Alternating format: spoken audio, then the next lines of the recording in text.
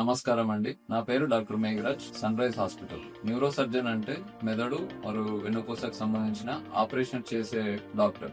ఈ రోజు మనము ఇంపార్టెన్స్ ఆఫ్ టైం, సమయం యొక్క విలువ న్యూరో సర్జరీకి ఏ విధంగా ఇంపార్టెంట్ అనేది మనం చూద్దాం. ఒక 2 ఎగ్జాంపుల్స్ లో మనం దీని గురించి చూద్దాం.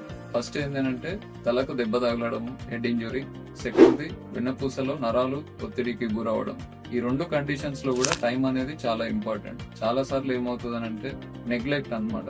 ఏమవ్వదు, లేట్ అయినా పర్లేదు, ఇట్లా ఉండడం వల్ల ప్రాబ్లం అనేది పెద్దగా అవుతుంది. కాలు చేయి వీక్నెస్ రావడం గానీ, లేదా మూత్రము మోషన్ వెళ్ళడానికి ఇబ్బంది అవ్వడం గానీ, ఇట్లా టెంపరీ స్మాల్ ప్రాబ్లం అనేది పర్మనెంట్ ప్రాబ్లం లాగా కన్వర్ట్ అయిపోతుంది.